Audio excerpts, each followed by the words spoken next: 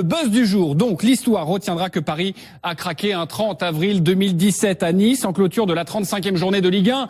Un petit aperçu au classement pour voir ce que ça donne. Regardez, Monaco, un match en moins, 4 matchs encore à disputer pour Monaco, 3 pour le Paris Saint-Germain et 3 points d'avance, on va dire 4 points d'avance. Alors sachez que Monaco a besoin de 6 points pour être sacré champion de France. 6 points, vous le savez, Monaco peut en récolter 12 encore dans ce championnat. Ça risque d'être compliqué pour les Parisiens. On retrouve tout de suite à Nice notre envoyé spécial qui s'est fait bâcher par Nasser Al-Khelaifi en conférence de presse. Bon, il a l'habitude. Mon Pierrot, vous êtes devant l'Alliance Riviera. Faites attention, il n'y a pas de match ce soir. En tout cas, vous êtes restés pour nous. Les Parisiens, d'abord, comment ça s'est passé avec Nasser? Juste rapidement, et puis après je vous pose une autre question. Écoutez, je ne désespère pas de dîner avec Nasser Al-Khelaifi pour aplanir nos petits différends d'ici la fin de saison. Il va falloir se dépêcher parce qu'il reste 4 semaines de compétition. Oui, c'est vrai.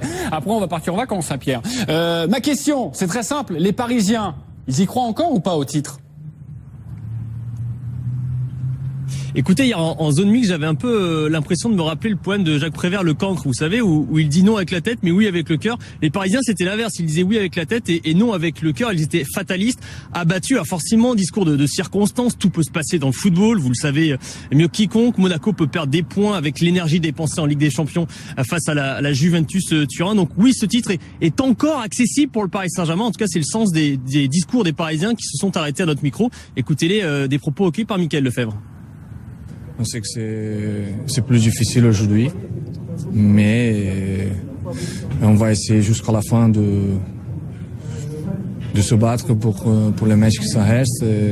Dans le football, on ne sait jamais. Ouais. C'est sûr que ça va être compliqué de rejoindre Monaco. Il faut espérer un faux pas. On va croiser les doigts. Ça va être difficile, mais on ne sait jamais. C'est plus difficile encore. Mais mathématiquement, c'est pas fini, mais c'est presque fini.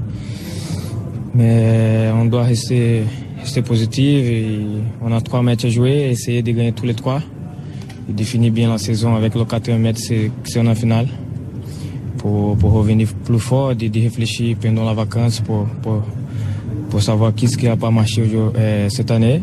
Et d'essayer de faire différent l'année prochaine. Essayer de faire différent la saison prochaine, on l'a bien compris, ils y croient, enfin en tout cas face caméra. Autre question maintenant, parce que ça va être notre débat sur comment analyser cette saison du Paris Saint-Germain. Le titre, on l'a bien compris, c'est compromis, évidemment la Ligue des Champions aussi. Thomas Meunier a parlé et a fait un petit bilan de la saison, il a dit quoi? Oui, alors c'est un petit peu le seul à faire un bilan positif. Pour le moment, beaucoup de joueurs avaient de la prudence dans leur discours. Je pense aux Italiens Marco Verratti et Thiago Motta. Thiago Motta, par exemple, on lui a posé la question quels devraient être les changements la saison prochaine pour éviter de revivre une saison chaotique. Il a refusé d'y répondre. Les Parisiens renvoyés à fin mai, à la fin officielle des compétitions, mais pas Thomas Meunier. Thomas Meunier, lui, il avait la banane dans son discours. En tout cas, il estimait que la saison parisienne était excellente. C'est pas moi qui le dis, c'est lui. Écoutez le Belge.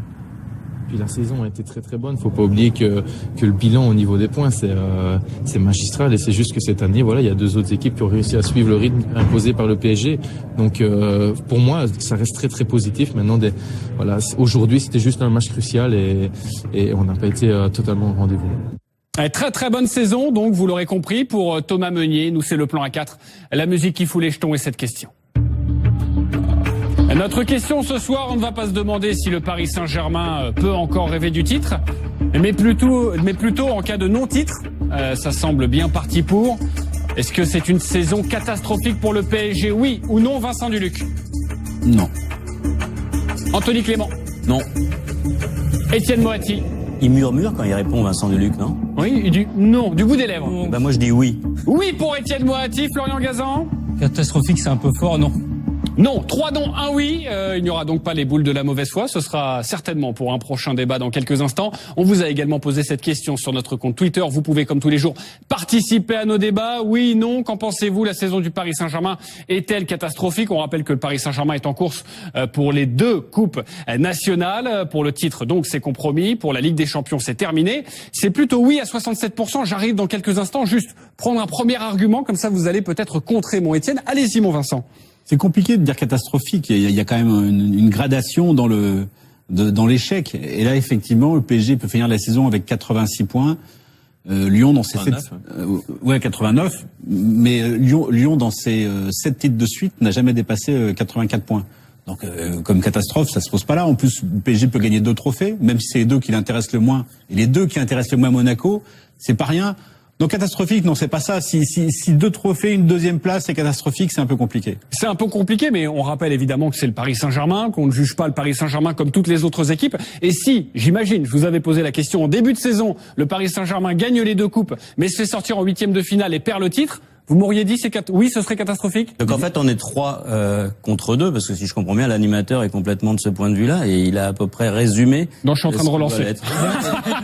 C'est une intervention pleine de justesse. Il a un devoir d'objectivité. Pour C'est répondre à la exactement question, ça. avant que tu exposes tes arguments imparables, pour répondre à la question, en début de saison, on n'aurait aussi jamais pensé que Monaco soit à ce niveau, que Nice à ce niveau. On est juste devant le trio le plus incroyable de toute l'histoire des championnats de France. Donc ça compte aussi dans le raisonnement. Ok, ça compte aussi. Allez-y, Étienne. Pour répondre à ça, d'abord, si le Paris Saint-Germain avait battu Nice et Monaco quand ils les ont rencontrés, donc ils seraient champions de France, donc c'était pas si compliqué que ça à faire. Et évidemment, si on avait dit au début de saison que si Paris terminait 2e, était éventuellement talonné par la 3e place par Nice et supposé avec une possibilité de jouer des tours préliminaires de Ligue des Champions, bon, on n'aurait même pas cru une seule seconde, éliminé en 8e de finale quand vous avez viré votre entraîneur qui était en quart, vous lui avez donné 22 millions d'euros, vous pouvez pas considérer que la saison suivante, ça peut être autre chose qu'une catastrophe quand vous êtes éliminé en 8e, que vous perdez votre titre de champion de France et vous gagnez des misérables coupes, où Monaco en a abandonné quand même une des 2, à l'échelle du Paris Saint-Germain, même si évidemment, dans l'absolu, ça paraît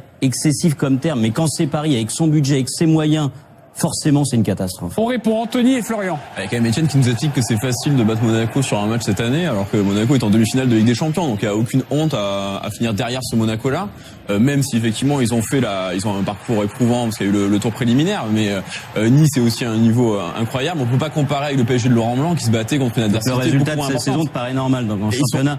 Paris Saint-Germain 2e, déjà pas honteux. perdant le titre quasiment donc avant la fin du championnat, ça te paraît normal. Ils le perdent pas avant la fin. Ils peuvent encore le gagner. Ils ont 2 fois et demi le budget même de Monaco, donc ils sont quand même très largement au-dessus en termes financiers. Il faut savoir que le Paris Saint-Germain, c'est la plus grosse masse salariale d'Europe, de Mais toute que ça soit un échec, on est d'accord que ça soit un échec. Oui, Mais il y a une différence. Et c'est une catastrophe quand vous démarrez la saison après avoir viré votre entraîneur qui avait gagné 4 titres, qui avait 30 points d'avance en championnat. C'est pas une catastrophe. C'est pas comparable. Quand on est le Paris Saint-Germain, quand on a cette ambition-là, forcément ça l'est. Même si il y a une forme d'injustice parce que évidemment, on peut dire que c'est pas une catastrophe de finir 2e d'un championnat. Mais pour Paris, cette saison, oui. Florian Gazan, bonsoir. Allez-y. Bonsoir, vous allez bien? Oui, très bien. Et vous? On va être là, très bien. Non, catastrophique, c'est excessif. Ça, on peut pas dire ça. À un niveau comptable, aujourd'hui, Paris, ils sont à peu près, ils sont 6 points en retard par rapport à l'année dernière, mais ils sont 6 points au-dessus par rapport à il y a 2 ans. Donc, ils sont en gros dans les clous au niveau comptable. On a juste Monaco qui fait la meilleure saison de son histoire. Peut-être, mais jugeons ce Paris Saint-Germain. La saison, elle est ratée, comme le mercato a été raté, comme sans doute au niveau de l'organigramme, il y a eu des ratés. Voilà, c'est une saison ratée pour le Paris Saint-Germain. Mais raté ne veut pas dire dans tous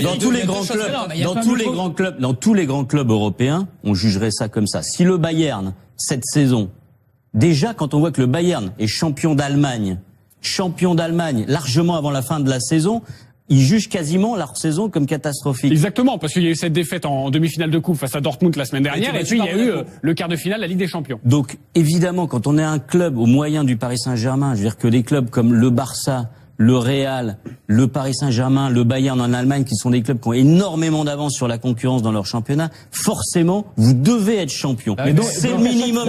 Donc à chaque fois que le PSG ne sera pas champion, sera pas champion, il faudra donc décider que sa saison est catastrophique. À chaque fois que le PSG sera pas champion, avec les moyens du PSG actuel, avec la différence qu'il y a de moyens avec leurs opposants, forcément, ce sera une catastrophe. De mon point de vue, il y a juste 2 choses qui sont catastrophiques dans la saison parisienne, c'est le mercato d'été et la soirée du 8 mars contre Barcelone. Et c'est ça qui change vraiment le regard, parce que s'ils arrivent à se qualifier pour les quarts de finale de la Ligue des Champions, on juge pas catastrophique. Là pour le coup on est d'accord. C'est sûr que s'ils avaient gagné la Ligue des Champions, je dirais pas ça. Si la question est de savoir si le Paris Saint-Germain n'est pas une très bonne équipe qui peut largement battre tous ses adversaires en Ligue 1, ça on est tous d'accord pour le dire. En revanche, pour ce Paris Saint-Germain, on imagine, et j'imagine, si vous posez la question au propriétaire du Paris Saint-Germain, c'est dommage, on ne peut pas trop lui parler, mais on imagine que pour lui, c'est une saison catastrophique. Mais alors, ce qui est vrai, moi, plus que la saison catastrophique, je pense que la politique sportive du club a été catastrophique. Voilà. Ok. Je fais une petite différence, parce qu'encore une fois, au niveau des résultats, regardez, en 2017, le PSG aurait perdu 2 matchs. Évidemment, on va me dire, c'est les 2 qu'il fallait pas perdre. Et dans ces proportions-là, c'est interdit. Mais ces 2-là, il y a des problèmes d'arbitrage aussi qui ont compté. Donc, non, mais ce que je veux dire, c'est non, pas ça, Vincent. Donc hier, il y a des problèmes d'arbitrage. Attends. C'est ça qui fait les perdre copains, Paris.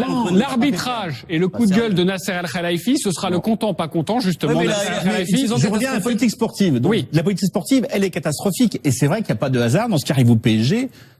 On peut pas effectivement faire une saison de haut niveau en étant aussi mauvais dans la coulisse, aussi mauvais dans le recrutement. Il y a un moment où on paye les choses et on a l'impression que le PSG a fini par payer ces choses-là. Mais une saison catastrophique, c'est une saison qui mettrait aussi en péril l'avenir du PSG. Là, s'ils finissent deuxième de Ligue 1, enfin, il y a rien qui met vraiment en valeur. C'est pas Bastia ou Lorient quand même, le Paris Saint-Germain, évidemment. Ils seront jamais menacés de descente quand non, ils parlent pas de descente. C'est pas sérieux. Leur projet, ils peuvent toujours attirer les mêmes joueurs, avec le même standing, ils sont pas perdus. Ça, c'est toi qui le dis. Ça, c'est pas vrai du tout. En plus, c'est pas vrai du tout. On voit bien que la saison actuelle du Paris Saint-Germain, ça menace aussi les saisons à venir, parce que même leurs joueurs, c'était déjà le cas avant. Si non, Neymar est pas venu, c'est.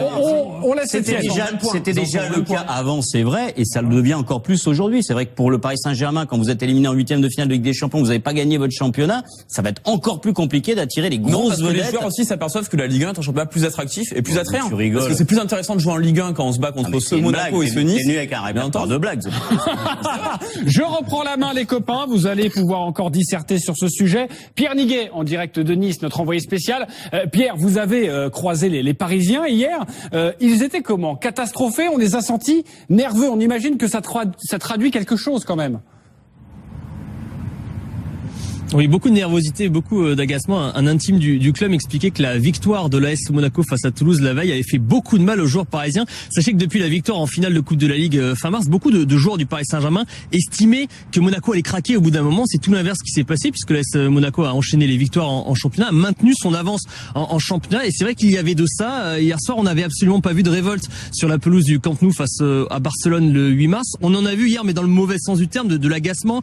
Si Nasser Al-Khelaifi et moi ne passerons pas nos vacances ensemble, je peux vous dire que Thiago Motta et Belhanda passeront pas leurs vacances ensemble, que Thiago Motta et Paul Bess ne passeront pas leurs vacances ensemble. On a vu ce geste insensé et stupide d'André Di Maria à la fin de la rencontre. Donc il y avait un petit peu tout ça hier, et c'est la première fois depuis le début de la saison qu'on voit autant de nervosité et de frustration chez les joueurs parisiens. Question un petit peu compliquée, d'ailleurs vous allez peut-être pas la comprendre, même si elle est très simple, mais est-ce que c'est pire ce qui s'est passé hier soir que le Paris Saint-Germain-Barcelone? Est-ce que c'est pire de perdre le titre ou de s'arrêter en 8e de finale de Ligue des Champions? Mais de toute façon, il y avait moi, il y a un peu un point commun entre le match d'hier. Pour moi, c'était une sorte de mini Barcelone hier, parce que on sentait que Paris avait pas la réponse mentale par rapport à ce match-là. Il y avait une nervosité dès le début du match. Les Cavani qui doit être expulsé par rapport à ce qu'il fait sur Favre, sur Paul Bess. Tous les joueurs étaient hyper tendus. Et ce que dit Pierre, moi je l'ai senti aussi en voyant Monaco. Je suis sûr que samedi ils étaient devant leur télé. Quand ils voient Toulouse qui mène 1-0, ils disent peut-être que c'est notre opportunité. Et puis c'est implacable, Monaco gagne 3-1. Et à un moment donné, Paris se disent mais quoi qu'on fasse, de toute façon on va pas y arriver. Et déjà, je pense qu'en commençant le match hier soir, ils avaient perdu dans leur tête, quoi. Mais ça compte, parce que c'est comme ça. Moi j'étais à Caen-Lyon il y a 2 ans pour le match qui avait donné le titre vraiment à Paris. Et Lyon avait complètement craqué comme ça. Et à chaque fois, pendant 3-4 semaines de suite, PSG jouait la veille, il en mettait 4, il en mettait 5, il en mettait 6, il en mettait 4. Ils avaient fini par exploser face à cette presse. Donc c'est un problème mental qui a pu y avoir hier. Oui, sachant que le PSG perd pas non plus le titre hier. Il perd le titre à domicile contre les petites équipes, l'hiver, la défaite à Guingamp. Enfin, c'est pas. Là, c'était l'espoir du titre hier, évidemment. Ça symbolise vraiment les limites du PSG cette année psychologique. Effectivement, on a l'impression que cette équipe, dès qu'elle est en difficulté, dès qu'elle est face à une adversité vraiment importante, elle peut s'écrouler, quoi. Ok, on a bien fait le tour de la question. On va quand même regarder le calendrier, car vous allez voir que Monaco, encore 4 matchs à jouer, avec ce match en retard de la 31e journée face à Saint-Etienne. Vous voyez le classement, le calendrier, pardonnez-moi, également du Paris Saint-Germain. Il faut 6 points à Monaco pour être champion, 6 points sur 12 possibles. Est-ce que quelqu'un y croit encore au titre de champion du Paris Saint-Germain? Parce qu'on juge, c'est vrai, la saison, mais parce qu'on pense que ce sera évidemment très très compliqué maintenant, très hypothétique. Est-ce que quelqu'un y croit encore? Mais on sait jamais, c'est compliqué de finir le boulot quand même. On sait jamais, il y a ce petit truc. Regarde, Monaco a pas gagné un trophée depuis 2001, si je dis pas de bêtises. 2003. 2003? Bon, 2003. c'est beaucoup dans la culture d'un club, c'est beaucoup. Vincent, tu vas avoir Saint-Étienne qui vont venir en tongue. Tu as 2 victoires plus la différence de but quand même qui pèse aussi. Là, ça fait beaucoup. Non, mais ce serait plus incroyable que de voir le PSG éliminé en 8e à Barcelone. Ce serait une surprise plus importante, je pense. Regardez, on nous laisse un message, pas forcément pour le débat. Vous avez raison, on parle juste de foot. Faut-il des lunettes spéciales pour regarder l'émission maintenant avec ses couleurs? Alors sachez que nous avons mis du rose, pas parce que c'est un 1er mai et puis on s'est dit tiens c'est plutôt sympa. Non, on a mis du rose parce que le Giro, ça commence vendredi 5 mai, c'est en exclusivité sur la chaîne L'Équipe, intégralité évidemment du 5 au 28 mai. Donc voilà, L'Équipe est typo, ça s'appellera durant tout ce mois de mai. Vous y croyez encore? J'imagine qu'avec votre réponse, non. Non, pas une seule seconde, mais moi je croyais au titre du Paris Saint-Germain, j'étais persuadé, je me suis trompé, qu'ils gagneraient tous leurs matchs et que là pour le coup ça mettrait une vraie pression sur les épaules de Monaco.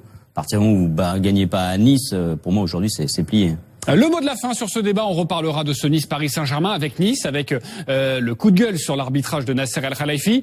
Mais tout de suite, le mot de la fin. Florian Gazan, attention, vous l'aurez demain, votre jingle, donc allez-y pour le mot de la fin. Écoutez, si la saison du PSG est ratée, c'est aussi parce que certains joueurs n'ont pas été à la hauteur. Par exemple, le gardien Kevin Trapp. Alors, après, à sa décharge, on comprend mieux pourquoi il se trouve sur certaines sorties. En fait, il est malvoyant. Alors... N'importe quoi. Merci beaucoup, Florian Gazan. Dans quelques instants, le buzz du jour. Donc, l'histoire retiendra que Paris a craqué un 30 avril 2017 à Nice en clôture de la 35e journée de Ligue 1. Un petit aperçu au classement pour voir ce que ça donne. Regardez, Monaco, 1 match en moins, 4 matchs encore à disputer pour Monaco, 3 pour le Paris Saint-Germain et 3 points d'avance, on va dire 4 points d'avance. Alors sachez que Monaco a besoin de 6 points pour être sacré champion de France. 6 points, vous le savez, Monaco peut en récolter 12 encore dans ce championnat. Ça risque d'être compliqué pour les Parisiens. On retrouve tout de suite à Nice notre envoyé spécial qui s'est fait bâcher par Nasser El Khelaifi en conférence de presse. Bon, il a l'habitude. Mon Pierrot, vous êtes devant l'Alliance Riviera. Faites attention, il n'y a pas de match ce soir. En tout cas, vous êtes restés pour nous. Les Parisiens, d'abord, comment ça s'est passé avec Nasser? Juste rapidement, et puis après, je vous pose une autre question. Écoutez, je ne désespère pas de dîner avec Nasser El Khelaifi pour aplanir nos petits différends d'ici la fin de saison. Il faudra se dépêcher parce qu'il reste 4 semaines de compétition. Oui, c'est vrai. Après, on va partir en vacances, Saint-Pierre. Ma question, c'est très simple. Les Parisiens, ils y croient encore ou pas au titre? Écoutez, hier en zone mixte, j'avais un peu l'impression de me rappeler le poème de Jacques Prévert, Le Cancre, vous savez, où il dit non avec la tête, mais oui avec le cœur. Les Parisiens, c'était l'inverse. Ils disaient oui avec la tête et non avec le cœur. Ils étaient fatalistes, abattus. Alors forcément, discours de circonstances. Tout peut se passer dans le football. Vous le savez mieux que quiconque. Monaco peut perdre des points avec l'énergie dépensée en Ligue des Champions face à la Juventus Turin. Donc oui, ce titre est encore accessible pour le Paris Saint-Germain. En tout cas, c'est le sens des discours des Parisiens qui se sont arrêtés à notre micro. Écoutez-les, des propos recueillis par Mickaël Lefebvre. On sait que c'est plus difficile aujourd'hui, mais on va essayer jusqu'à la fin de se battre pour les matchs qui s'en restent. Dans le football, on ne sait jamais. Ouais. C'est sûr que ça va être compliqué de rejoindre Monaco. Il faut espérer un faux pas. On va croiser les doigts. Ça va être difficile, mais on ne sait jamais. C'est plus difficile encore. Mais mathématiquement, c'est pas fini, mais c'est presque fini. Mais on doit rester positif. Et on a 3 matchs à jouer, essayer de gagner tous les 3. Et définir bien la saison avec le 4e match, c'est en finale. Pour revenir plus fort, de réfléchir pendant la vacance pour savoir qui n'a pas marché cette année. Et d'essayer de faire différent l'année prochaine. Essayer de faire différent la saison prochaine, on l'a bien compris. Très bien. Non, catastrophique, c'est excessif. On peut pas dire ça. À un niveau comptable, aujourd'hui, Paris, ils sont à peu près, ils sont 6 points en retard par rapport à l'année dernière, mais ils sont 6 points au-dessus par rapport à il y a 2 ans. Donc, ils sont en gros dans les clous au niveau comptable. On a juste Monaco qui fait la meilleure saison de son histoire. Peut-être, mais jugeons ce Paris Saint-Germain. La saison, elle est ratée, comme le mercato a été raté, comme sans doute au niveau de l'organigramme, il y a eu des ratés. Voilà, c'est une saison ratée pour le Paris Saint-Germain. Mais raté ne veut pas dire dans tous les grands clubs. Dans tous les grands clubs européens, on jugerait ça comme ça. Si le Bayern, cette saison, déjà quand on voit que le Bayern est champion d'Allemagne largement avant la fin de la saison, ils jugent quasiment leur saison comme catastrophique. Exactement, parce qu'il y a eu cette défaite en demi-finale de coupe face à Dortmund la semaine dernière, et puis il y a eu le quart de finale de la Ligue des Champions. Donc évidemment, quand on est un club au moyen du Paris Saint-Germain, je veux dire que des clubs comme le Barça, le Real, le Paris Saint-Germain, le Bayern en Allemagne, qui sont des clubs qui ont énormément d'avance sur la concurrence dans leur championnat, forcément, vous devez être champion. C'est le minimum. Donc à chaque fois que le PSG ne sera pas champion, à chaque fois que le PSG sera pas champion, il faudra donc décider que cette saison est catastrophique. À chaque fois que le PSG sera pas champion, avec les moyens du PSG actuel, avec la différence qu'il y a de moyens avec leurs opposants, forcément, ce sera une catastrophe. Il y a juste de mon deux point de choses- vue. il y a juste deux choses qui sont catastrophiques dans la saison parisienne, c'est le mercato d'été et la soirée du 8 mars contre Barcelone. Et c'est ça qui change vraiment le regard, parce que s'ils arrivent à se qualifier pour les quarts de finale de la Ligue des Champions, on juge pas catastrophique. Oui, si, non, mais ça, là, pour le coup, on est d'accord. C'est sûr que s'ils avaient gagné la Ligue des Champions, je dirais pas ça. Si la question est de savoir si le Paris Saint-Germain n'est pas une très bonne équipe qui peut largement battre tous ses adversaires en Ligue 1, ça on est tous d'accord pour le dire. En revanche, pour ce Paris Saint-Germain, on imagine, et j'imagine, si vous posez la question au propriétaire du Paris Saint-Germain, c'est dommage, on ne peut pas trop lui parler, mais on imagine que pour lui, c'est une saison catastrophique. Mais alors, ce qui est vrai, moi, plus que la saison catastrophique, je pense que la politique sportive du club a été catastrophique. Voilà. Ok. Je fais une petite différence, parce qu'encore une fois, au niveau des résultats, regardez, en 2017, le PSG a perdu 2 matchs. Évidemment, on va me dire, c'est les 2 qu'il fallait pas perdre. Et dans ces proportions-là, c'est interdit.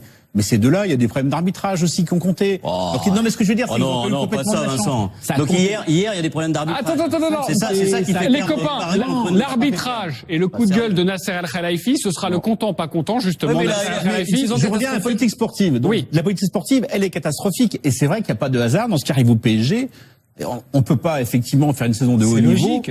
en étant aussi mauvais dans la coulisse, aussi mauvais dans le recrutement. Il y a un moment où on paye les choses et on a l'impression que le PSG a fini par payer ces choses-là. Mais une saison catastrophique, c'est une saison qui mettrait aussi en péril l'avenir du PSG. Si 2 trophées, une 2e place, c'est catastrophique, c'est un peu compliqué. c'est un peu compliqué, mais on rappelle évidemment que c'est le Paris Saint-Germain, qu'on ne juge pas le Paris Saint-Germain comme toutes les autres équipes. Et si, j'imagine, je vous avais posé la question en début de saison, le Paris Saint-Germain gagne les 2 coupes, mais se fait sortir en 8e de finale et perd le titre, vous m'auriez dit oui, ce serait catastrophique. Donc en fait, on est 3 contre 2, parce que si je comprends bien, l'animateur est complètement de ce point de vue-là, et il a à peu près résumé. Non, je suis en train de ce que relancer. doit être. C'est une intervention pleine de Il a un justesse. devoir d'objectivité. Pour C'est répondre à la exactement question, ça. avant que tu exposes tes arguments imparables, pour répondre à la question, en début de saison, on n'aurait aussi jamais pensé que Monaco soit à ce niveau, que Nice à ce niveau. On est juste devant le trio le plus incroyable de toute l'histoire du championnat de France. Donc ça compte aussi dans le raisonnement. Ok, ça compte aussi. Allez-y, Étienne. Pour répondre à ça, d'abord, si le Paris Saint-Germain avait battu Nice et Monaco quand ils les ont rencontrés, donc ils seraient champions de France. Donc c'était pas si compliqué que ça à faire. Et évidemment, si on avait dit au début de saison que si Paris terminait 2e, était éventuellement talonné par la 3e place par Nice et supposé avec une possibilité de jouer des tours préliminaires de Ligue des Champions, bon, on n'aurait même pas cru une seule seconde, éliminé en 8e de finale quand vous avez viré votre entraîneur qui était en quart, vous lui avez donné 22 millions d'euros. Vous pouvez pas considérer que la saison suivante, ça peut être autre chose qu'une catastrophe quand vous êtes éliminé en 8e, que vous perdez votre titre de champion de France et vous gagnez des misérables coupes, où Monaco en a abandonné quand même une des 2, à l'échelle du Paris Saint-Germain, même si évidemment, dans l'absolu, ça paraît excessif comme terme, mais quand c'est Paris, avec son budget, avec ses moyens, forcément, c'est une catastrophe. On répond Anthony et Florian. Avec quand même Etienne qui nous a dit que c'est facile de battre Monaco sur un match cette année, alors que Monaco est en demi-finale de Ligue des Champions, donc il n'y a aucune honte à finir derrière ce Monaco-là, même si effectivement ils ont un parcours éprouvant parce qu'il y a eu le tour préliminaire, mais Nice est aussi à un niveau incroyable. On peut pas comparer avec le PSG de Laurent Blanc qui se battait contre une adversité Le résultat de beaucoup moins cette saison te paraît normal, donc en championnat. Paris Saint-Germain il est pas- 2e, déjà il est pas honteux. perdant le titre quasiment, donc avant la fin du championnat, ça te paraît normal. Ils le perdent pas avant la fin. Ils peuvent encore le gagner mathématiquement. Ils ont deux fois et demi le budget même de Monaco, donc ils sont quand même très largement au-dessus en termes financiers. Il faut savoir que le Paris Saint-Germain, c'est la plus grosse masse salariale d'Europe, de Mais tous que les ça soit un échec, on est d'accord que ça soit un échec. Oui, Mais il c'est y a une une catastrophe. différence. Et entre c'est un une échec et catastrophe. Et c'est une catastrophe quand vous démarrez la saison après avoir viré votre entraîneur qui avait gagné 4 titres, qui avait 30 points d'avance en championnat.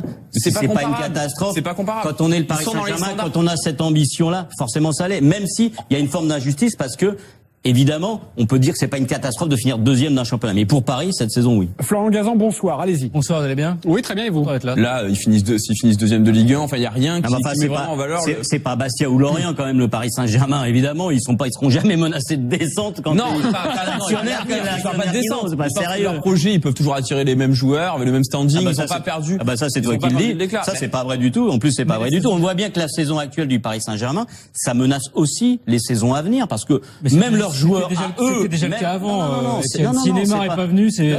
On laisse C'était Étienne. déjà le cas avant, c'est vrai, et ça le devient encore plus aujourd'hui. C'est vrai que pour le Paris Saint-Germain, quand vous êtes éliminé en 8e de finale de Ligue des Champions, vous n'avez pas gagné votre championnat, ça va être encore plus compliqué d'attirer les Non, grosses parce que les vedettes. joueurs aussi s'aperçoivent que la Ligue 1 est un championnat plus attractif et plus attrayant. Tu rigoles. Parce que c'est plus intéressant de jouer en Ligue 1 quand on se bat contre ce Monaco et ce Nice. C'est nu avec un répertoire de blagues.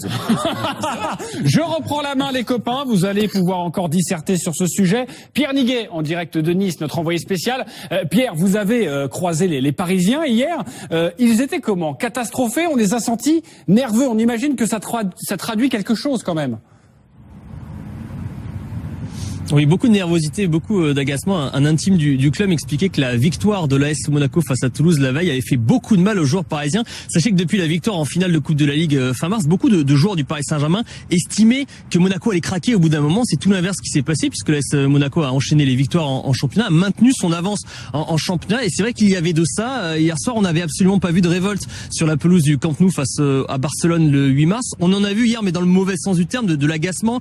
Si Nasser Al-Khelaifi et moi ne passerons pas nos vacances ensemble, je peux dire que Thiago Motta et Belhanda passeront pas leurs vacances ensemble, que Thiago Motta et Paul Bass ne passeront pas leurs vacances ensemble. On a vu ce geste insensé et stupide d'André Di Maria à la fin de la rencontre, donc il y avait un petit peu tout ça hier et c'est la première fois depuis le début de la saison qu'on voit autant de nervosité et de frustration chez les joueurs parisiens. Question un petit peu compliquée, d'ailleurs vous allez peut-être pas la comprendre, même si elle est très simple, mais est-ce que c'est pire ce qui s'est passé hier soir que le Paris Saint-Germain-Barcelone? Est-ce que c'est pire de perdre le titre ou de s'arrêter en 8e de finale de Ligue des Champions? Mais de toute façon, c'est pas pire. il y avait moi, il y a un peu un point commun entre le match d'hier. Pour moi, c'était une sorte de mini Barcelone hier parce que on sentait que Paris avait pas la réponse mentale par rapport à ce match-là.